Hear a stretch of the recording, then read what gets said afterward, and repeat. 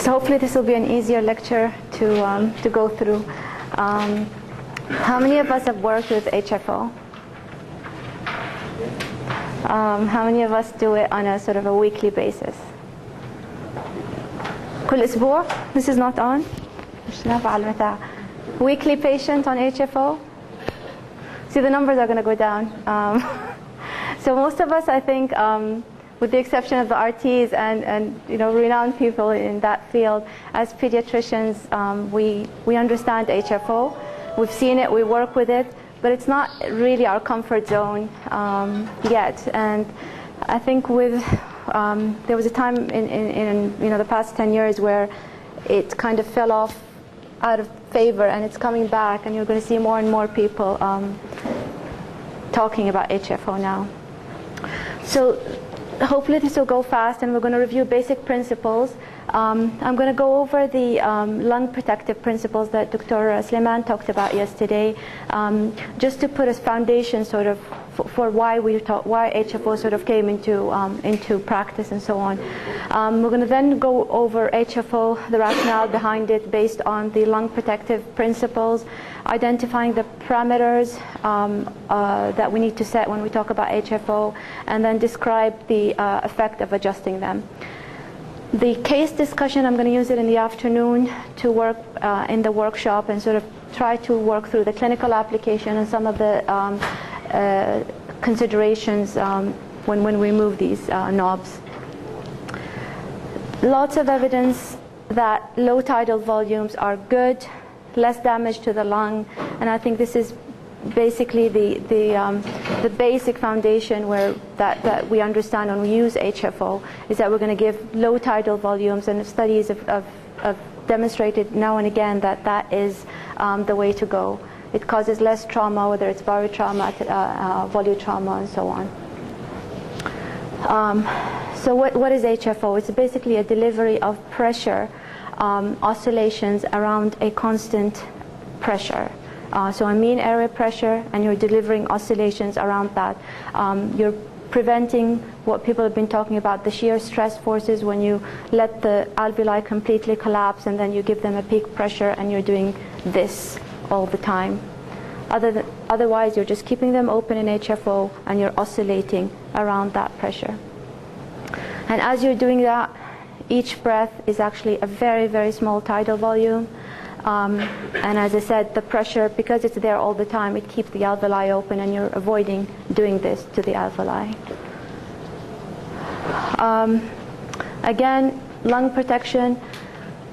We always worry, again, as pediatricians, of pressure, but I think lots of studies have documented there's really the fluctuations in pressures that are injurious to the lung rather than the number itself. So that's why we're a lot more comfortable now giving higher PEEPs. We're a lot more comfortable using HFO because it's a constant pressure. It's not a pressure that's going down to the level of a PEEP, and then suddenly, we used to set pressures of 4 and 5 of PEEP not very long ago, and then peak pressures of 28 and 30, and this is what you're doing to the lung. Whereas keeping it open tends to be a much better strategy, and this has been demonstrated in both adults and children. So just sort of a cartoon of what I've been saying. We understand that the ARDS is the best example where we talk about lots of the lung injury and the whether it's the pathology itself or whether what we do when we talk about ventilator-induced lung injury. And we know it's not a diffuse pathology. We know it's actually a very non-homogeneous disease. So there are parts that are relatively normal in the lung, even in ARDS, and there are parts that are diseased. And the diseased parts tend to completely collapse in the end of expiration. And then in inspiration, when you give the peak pressure in conventional ventilation, you get the overdistension of what was normal in expiration. As you see, the atelectatic part of the lung doesn't change, and actually you're damaging the airways. These are the alveolar ducts, so you're damaging the airways, you're over-distending and damaging your normal lung, and you're not really doing much to the diseased lung. And this is what we want to avoid. So again, HFO is a rapid rate, a very low tidal volume. You're trying to maintain the lung open, and you're minimizing the swings in pressure and in volume to the lung. I'm sure most of you have already seen this slide. I know Dr. Farah talked about it yesterday when we talked about the volume pressure curves. So inspiration and then expiration. As you inspire, it really is only in this part of the curve where you have a small change in the pressure, because the slope of the curve changes. A small change in pressure really recruits the lung and gives you a good change in volume. Anything in this zone and this zone harms the lung, because with this zone you're just, with any increase in pressure, as you see, the volume curve really just flattens out. So you're not gaining much, you're just getting over distension and damage to the lung. And in this zone, you're getting atelectasis and you're not achieving lung recruitment and lung ventilation. So the safe window, as they describe it in the literature, is actually a very narrow window, and you have to find it for your patient and try to ventilate them in that window. I borrowed this slide from Ira. He's well known for all his work in critical care, pediatric critical care, and he's at Duke Children's Hospital. And just trying to demonstrate. This is still the template. I'm just first confessing that this is a borrowed. No, I'm not. So I'm gonna see if you remember this from Farah's talk yesterday. What do you think this is demonstrating? This is conventional ventilation now. Pressure changes, okay? So conventional ventilation, with each breath, goes up to maximum pressure. It holds it for the inspiratory time, and then you go back. And this is where we are on the inspiratory limb. You're going up with the inspiratory limb of the conventional ventilation. Now, most of the time you're actually in the red zone, which is the zone that causes injury to the lungs. In HFO, we're trying to focus our ventilation in the safe zone. So what you do is you choose a mean airway pressure. It's usually somewhere between your PEEP and your peak pressures. And you're basically oscillating with small volumes just around your mean airway pressure. Clear? Another borrowed slide. What happens to pressure in conventional ventilation? You're using high pressures. And as you go down, they don't really get dampened. You're actually, the same pressure is propagating down the airway, big airways, small airways, and reaching the alveoli. When you talk about HFO, we use high pressures in HFO, but there's lots of dampening as it propagates down to the alveoli.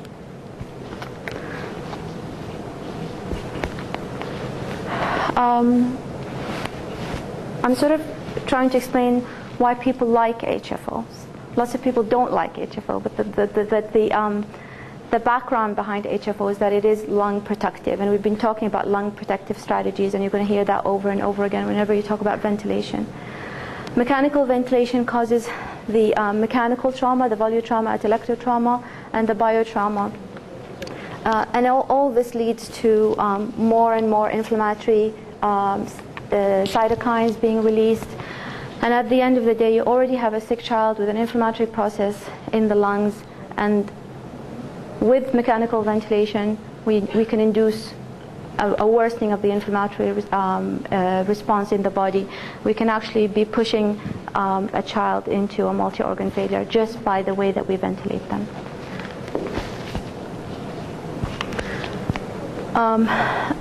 Lots of the work with lung protection came from the ARDS network, and their work was published in 2000 New England Journal of Medicine, talking about using low tidal volumes, keeping our plateau pressures about 30, and really using PEEP to recruit the atelectatic lungs. And this showed a 9% decrease in mortality. And people have been using this to come up with lung protective strategies to ventilate our children. And this is the argument that the people that favor HFO use to sort of propagate using it. So going back again to what HFO does, it's a rapid rate ventilation. You can reach to 900 breaths per minute. It's small tidal volume, about 1 to 3 mils per kilo, and this is often less than the dead space, the anatomical dead space of a patient. There's an active exhalation phase, and I'll sort of give you some diagrams in a minute. And the goal is, again, to oxygenate and ventilate the child without producing or inducing further lung injury. Some people refer to HFO as CPAP with a wiggle. And we always ask our... Can you video voice, please? Can I raise my voice? I don't think this is working. It is working? Okay, I'm hopeless then. Sorry, what do you mean by wiggle?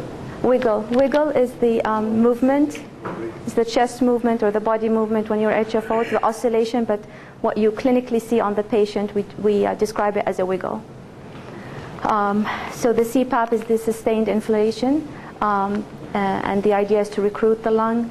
And the wiggle, again, is what you set on the oscillator, so it produces a wiggle on your patient.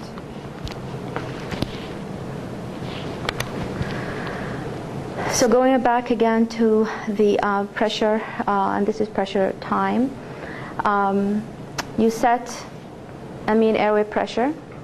Mean airway pressure is MAP, or more correctly referred to as MPAW. So this is one of the first things that you set, is your mean airway pressure, and this is in centimeters water. You then set the frequency, and it's effectively how fast you want these oscillations or wiggles to be delivered. And the other thing that you set on the ventilator is your delta P, which is effectively the amplitude of these waves or wiggles. We don't usually play around much with the eye time unless you're running into trouble and you're not able to ventilate the child. And we'll talk about that later in the cases. So a simplified diagram of the machine. The oscillator, you have an inspiratory bias flow valve that lets the flow go in. As you see, there's a gas flow valve that allows expiration, so they're sort of separate. I don't know who really understands this, but the purpose of putting it up is to say that nobody really knows how it works, but it seems to work because it's very complicated. The actual physics of it, of how the oscillation produces ventilation is very difficult to comprehend. There are lots of mechanisms of how the airflow interacts with our anatomy. There's even a comment in this paper that eloquently describes HFO, that the agitation of the heart itself contributes to the gas mixing. So how it actually works is complicated. Lots of mechanisms tend to make oscillation work to achieve ventilation. So I think I've demonstrated with a couple of slides that it is a complex mechanism. The important things for us that tend to simplify it for us is there's an uncoupling of ventilation and oxygenation. So we tend to focus on a couple of parameters when we're focusing on oxygenation, and a couple of parameters when we're focusing on ventilation, so CO2 clearance. So for oxygenation, we set the FiO2 and the mean airway pressure. And for ventilation, we set the frequency and the amplitude. This is probably one of the more popular machines, the SensorMedic, that I think, does everybody use this? In neonates, maybe the Dragger? Any other machines that deliver HFO? Okay. So this is probably the one that most of us are familiar with, and they're effectively two models of the A and the B, depending on how big the child is, and the cutoff is usually 35 kilograms. So lots of knobs on it, and I'll sort of walk through some of these knobs. The start, on, off, and we'll do that a lot in the afternoon workshop. It has a few display screens where we see the numbers that we focus on. So how do you start? What is your initial setting? Effectively, you're trying to get the highest tolerated frequency. And the frequency, if you remember from the slide I had before, is sort of how fast these waves are happening. So the faster your frequency is, what happens to your waves? They're smaller. They're smaller. Okay. So the tidal volume is actually the area under the curve. So what happens to the tidal volume? It's smaller tidal volume. So the faster the frequency, the thinner the waves are, because you're compacting them together within that same frame of time. And the tidal volume is the area under the curve. So the area under the curve is your tidal volume, and it becomes less as your frequency increases. Clear? Okay. The amplitude is how high you want these waves to be going. Okay, and that's what you set, and we'll go through some guidelines later. The mean airway pressure. Lots of us use, who uses HFO as sort of an initial therapy, and who uses it as a rescue therapy? Rescue. I think most of us use it as rescue, and that's why lots of our guidelines are actually, you go back to what conventional ventilation mean airway pressure is, and based on that. I think some people are experimenting with starting with HFO, but I start with some of those directly on high frequency. Okay, and then you set it according to the size of the child, pathology, pathology and the size of the child. Okay. I don't know if in neonates, do neonates ever start directly? No? The States, some? Yeah. Neonates, yeah. Meconium aspiration, they'll start directly. Okay. And in general, we do start, again, because it's rescue, we do start with 100% oxygen and then work our way down. So the mean airway pressure, you start with, again, you have the mean airway pressure on conventional ventilation as your baseline, and you start with usually about 4, but some guidelines would go up to 8, but usually about 4 higher than your mean airway pressure on conventional ventilation. And you increase it by 1 to 4 to achieve the lung volume that you want. Within an hour or so, you need to do an X-ray and see what happened once the patient is on the oscillator. The guidelines are, as you see, are going to be. If you start direct to on high frequency, the patient is not on mechanical conventional. But here you see on mechanical conventional, we have already the pressure and we can add for later. Right. So if directly you are going to start, what will be your basic at that? Yeah, I mean that's what we were just sort of talking about here. How do you actually start if the patient is not, so if it's not rescue, you're starting them on. It'll depend on sort of the size of the child and the pathology that the patient has. So a meconium aspiration, and is it a term baby? Is it a smaller baby? So one preterm baby is RDS, and the other baby is a term baby. The basic part. This test with preterm baby. Okay. Is a term baby who's meconium. Okay. Again, go back to, this is just a mode of ventilation. So how would you set your pressures on regular ventilator? What would be your determinant? It's not a guidebook, right? It's not a book that tells you, well, if he's a term baby on, if he's a term baby with meconium aspiration, this is what you do. It's really your experience that tells you that I'll start on a PIP of 16 or I'll start on a PIP of 14 and then see what happens. I think it's very much similar in HFO, where you start on something logical for your baby, so a mean airway pressure of, 15 for a term baby, and then take it from there. 10 maybe for a smaller. I'm not very comfortable with the preterms, but if it's a bigger child, a 1-year-old, and you're going to start early and the chest is absolutely solid, then yeah, you'll be happy to start 20, 22, depending on what moves. At the end of the day, you're there at the bedside. It's not an order that you write and walk away. You're at the bedside and you see what is happening to the chest movement, to the chest expansion, just like you do on conventional. You mentioned to do X-ray because increasing... We'll talk about it in 1 minute. Can cause pneumothorax? We'll talk about it in just 1 minute. Okay. So you set your mean airway pressure. Guidelines according to the pathology of the patient, the size of the patient, or if they've already been on conventional ventilation.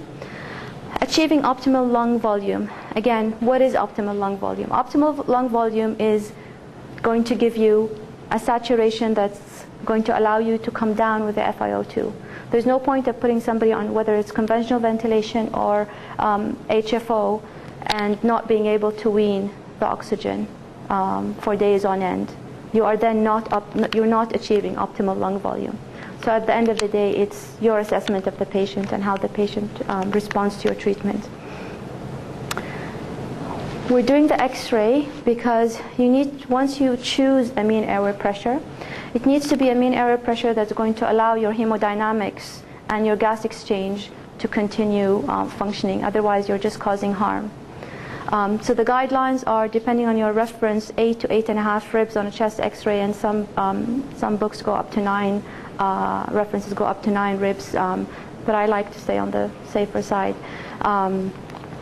What happens if you overdo the pressure on an escalator or even on conventional? Pneumothorax, okay. What else? Air leak syndrome, so wherever pneumothorax, pneumomediastinum, whatever. Anything else? Yes, exactly. All right. So I think that just impedes venous return, and then you end up having to resuscitate a patient. What about gas exchange? What happens if these lungs are so overdistended and hyperinflated? Why? Why does that happen? Okay. So there's actual physical obstruction on the capillaries, and you end up effectively inducing a shunt. There's no gas exchange in that part. So sometimes you're over distending and you're failing to actually do what you intended to do, which is improve gas exchange, and that's why you do the X-ray, and you don't wait for things to go wrong. If you see hyperinflation on the X-ray, you need to back up on your mean airway pressure that you set on the patient. And you need to maintain that mean airway pressure and start weaning the FiO2. Sort of a guideline that I was sort of talked through, and then it came with me to practice, is keeping your mean airway pressure and then coming down with your FiO2 until you have an FiO2 of about 60 before you really start playing around with your mean airway pressure.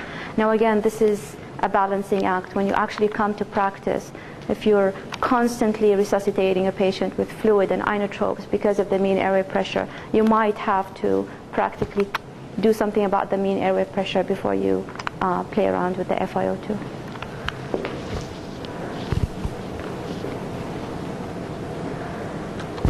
So we'll see this hopefully in the afternoon a bit more, but these are the knobs that we use to adjust for the mean airway pressure. And the display for the mean airway pressure is here.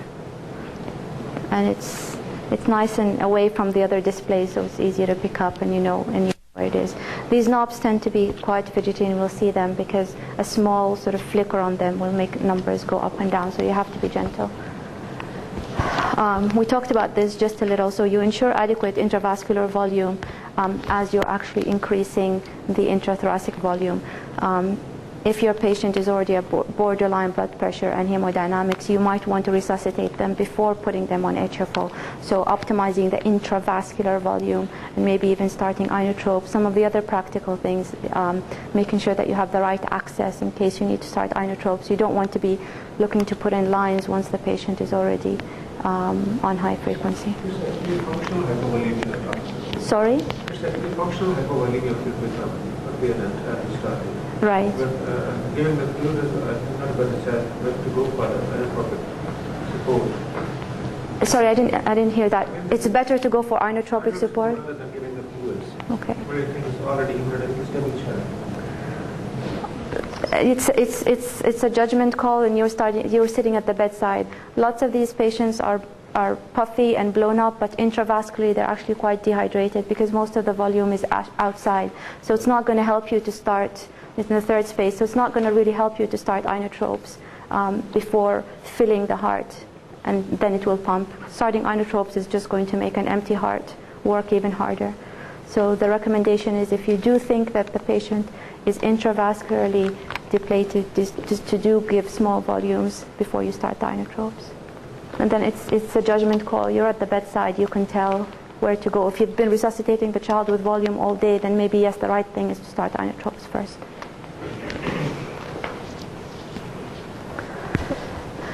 The parameters for CO2 clearance are the frequency, and the lambda is the sign for that. And it's referred to in hertz, and 1 hertz is about 60 breaths per minute.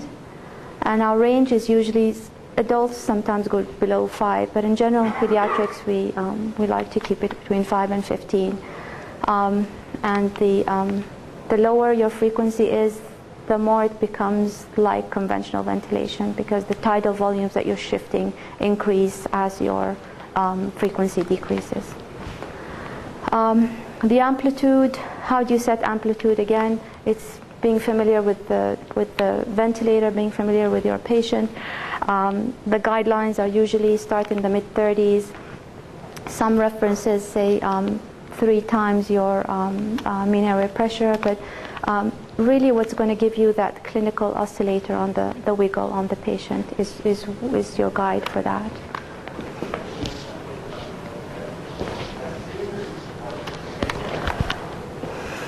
To set the, this is the power that controls the piston, and the technology behind producing the delta P or the amplitude is actually controlling the piston. The piston بالعربي كابس, so it just basically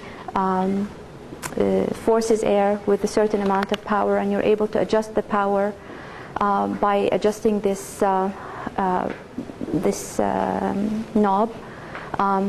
This increases the power that the piston is going to be pushing on the flow, and it will change your delta P accordingly.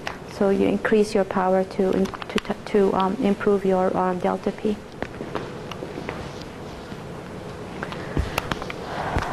So the amplitude is the degree of deflection of the piston, and it determines effectively your tidal volumes.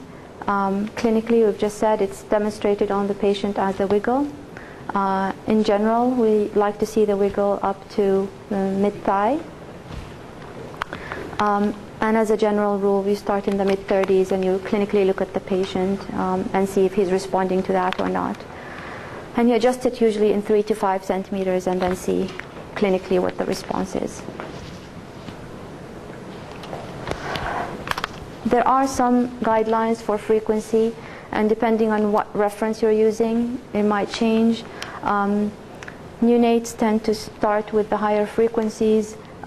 In children, I would start closer to the 10 and 12 and see the response as well. Some people would go by these strict guidelines. Again, it's your practice and how the patient is responding to that. If the CO2 is not clearing on the more gentler ventilation, then you would keep on coming down with the hertz. Farah, do you start by guidelines, the frequencies, or? Roughly like that. Roughly, yeah.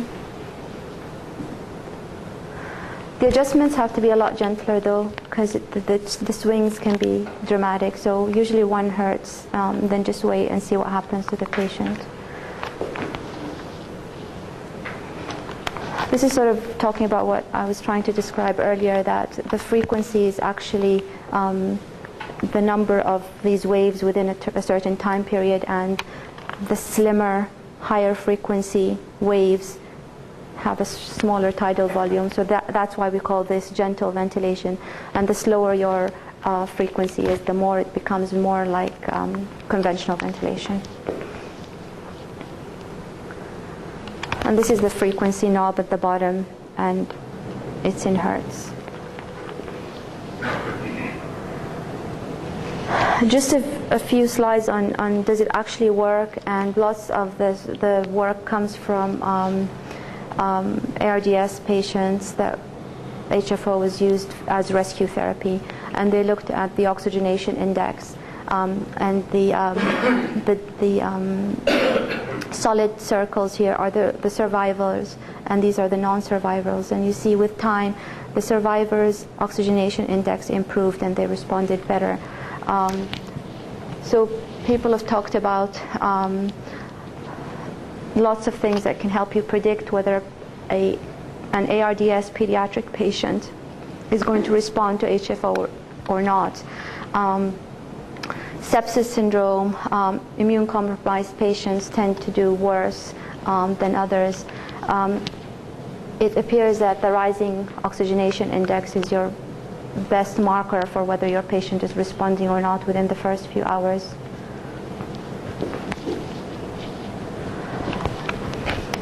John Arnold is probably one of the pioneers of HFO. He's a real believer in HFO, and he's done lots of work on that.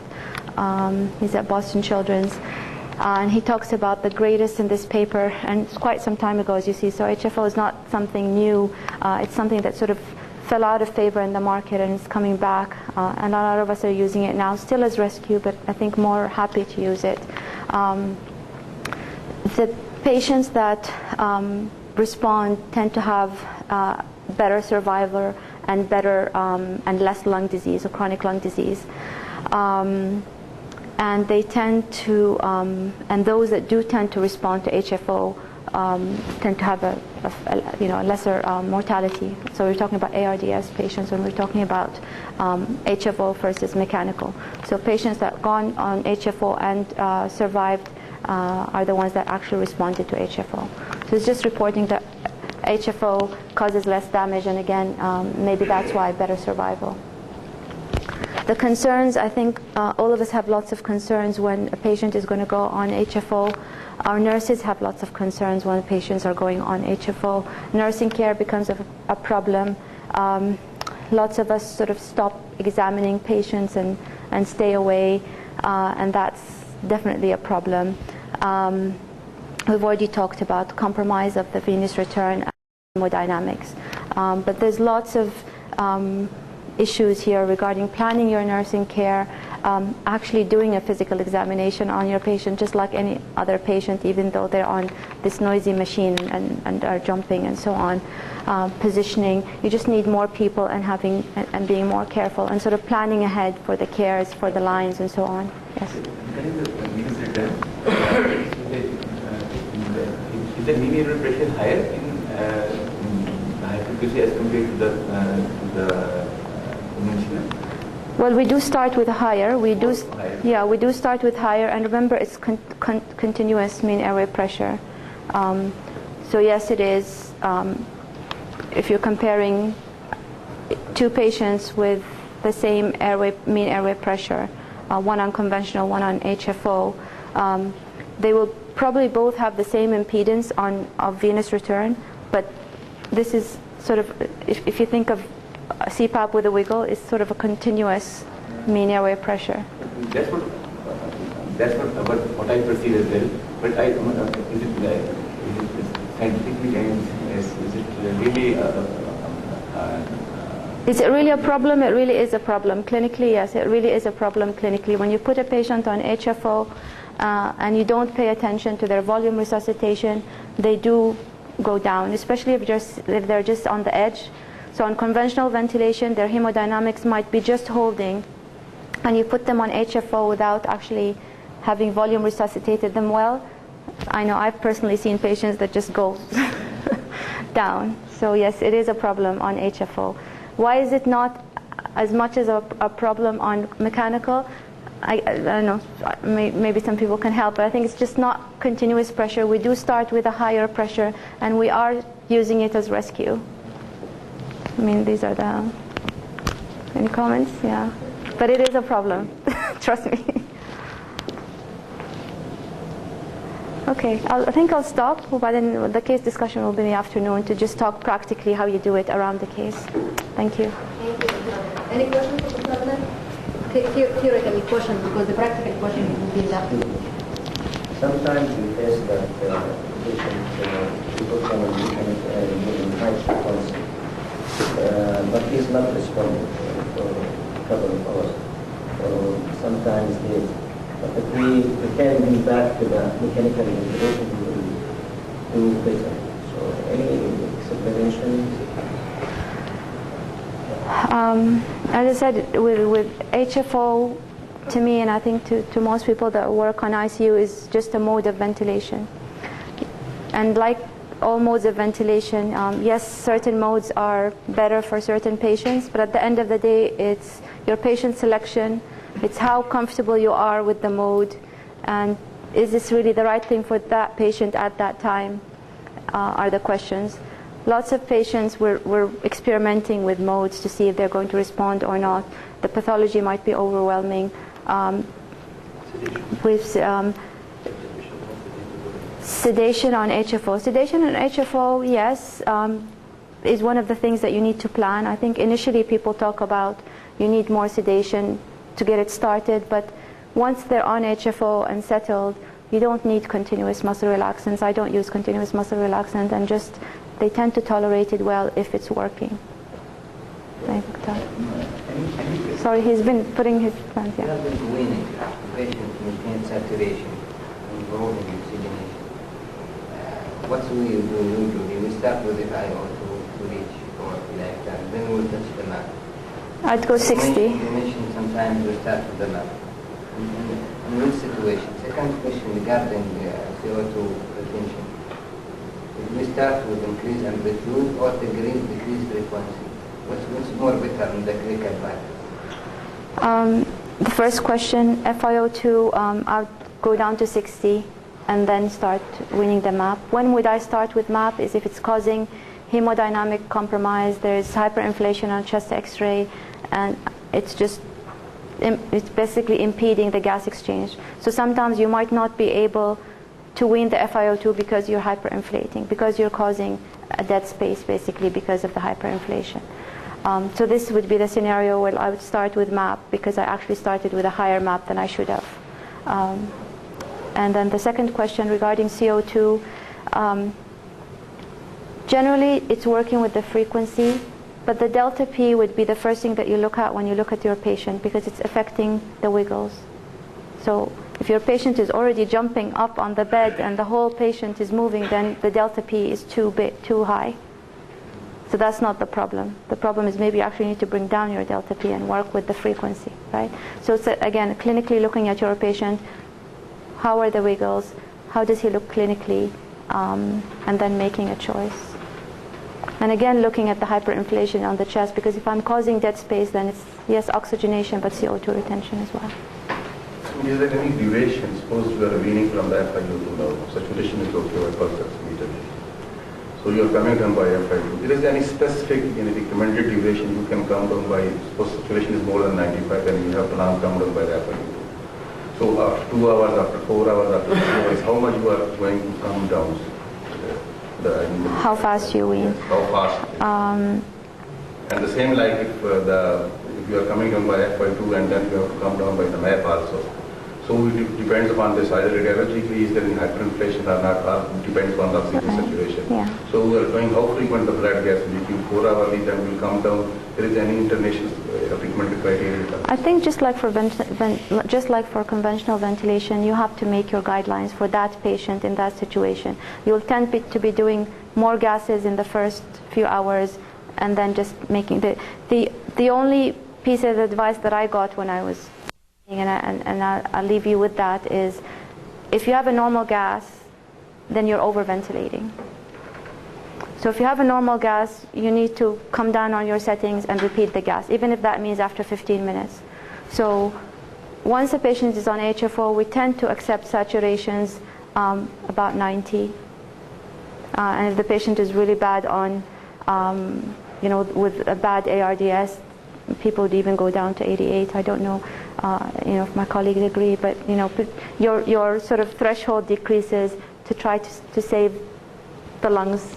I was just going to say, on the mean airway pressure, once you get where you want on your rib expansion, if you don't have hemodynamic instability, I come down no more than 1 every 12 hours. Because what will happen is you won't see the de-recruitment of your lungs quickly, and your oxygenation won't change. So I think the mistake people make is they're oxygenating very well, and they start backing off on mean airway pressure every 3 or 4 hours, and then you de-recruit your alveoli, and then you have to go up dramatically. So the mean airway pressure, I say weaning is a very, very slow process. 1 every 12 hours, and I try to get my FiO2 down to 30 to 40%. Oh, really? Because I think with damaged lungs, we probably, 60% is what we're always taught is oxygen. That's supposedly normal lungs. So we try to wean our oxygen aggressively. In order to do that, we will just keep the saturations in the 80s. And if you look at things like oxygenation in the brain, with 80%, if your patient is sedated, you keep them normothermic, they're not going to need more than an 80% peripheral saturation. And that should be adequate. But I would just caution people, wean very slowly. These are sick patients. And I think every day we just have to be grateful that they're still there and still alive, and remind their parents it's going to take a long time to get better. Thank you. We had one of the patients almost for 47 days on high frequency, and the weaning we used to do almost like 12 to 18 hours. Like we used to just drop like 1 pressure, and mainly the FiO2 we used to keep like 40s or even 100 times. Because like any time we dropped it, you may not see the change instantly, but it will catch up. See on the X-rays or over a period of time. I think again a normal gas, and you'll find that out in the first hour or two. What your settings for your patient are. So you'll be doing a lot more in the first 1 or 2 hours of putting a patient on the oscillator than you would do for the next maybe day or two. Can we come down only by just by saturations, because might be not by the blood gas and be using the blood gas. If the situation is like, can we come down instead each time we go for the blood gas and we see how much of the people in the arterial blood gas? I think we're still using oxygen saturations as the guideline, and then once in a while you're checking your gas to see that everything else is holding. But yes, you go by saturation. Is it more effective in ventilation or oxygenation?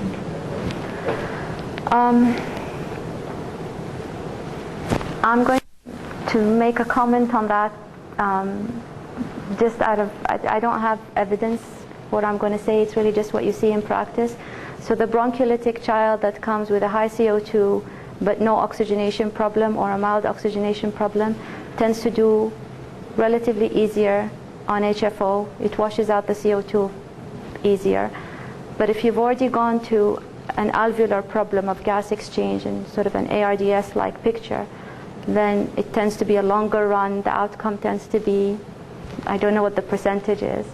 So CO2 clearance tends to be easier with HFO rather than oxygenation. But once you reach a point where there's so much damage in the lung where it's both oxygenation and CO2 clearance, then they're both a problem. Any long-term meta-analysis of these studies with comparing the outcome on high-frequency as compared to prevention? I think a couple, and I think John Arnold probably did most work. I don't know if you know anybody else that's done. I mean, it's disappointing because I think it's a great mode of ventilation, but there aren't really good studies to show a survival. John Arnold's paper showed less oxygen requirement in 21 days, less chronic lung disease. Survival's the same. No difference in survival. So I think it is disappointing. It's like a lot of what we do in pediatrics. Just believe it. We use a lot of high frequency. I think we're comfortable with it. but I'd be the first one to say that there's no study showing it improves survival. I think what's really important and what does improve survival in mechanical ventilation is permissive hypercapnia and permissive hypoxemia, accepting that SAT of 82, 83%, the PCO2 of 70 or 80, and not ventilating. I mean, when the residents show me a normal blood gas, time to wean, right? So Yeah. you don't want a PCO2 of 40. That's what's really changed outcome, not our devices, unfortunately. It's what we're accepting. And I think Yeah, like what we're living with. Yeah. what outcome we get in the high frequencies because we use most of the time as the loss result right then. We wait too long. Already Yeah. Damaged lungs are gone and most likely gone in March. So by then, there's not much. That's really, yeah, I think you need to make that decision in the first Early. 6 or 8 hours of the patient landing in your ICU, and maybe that would make a difference.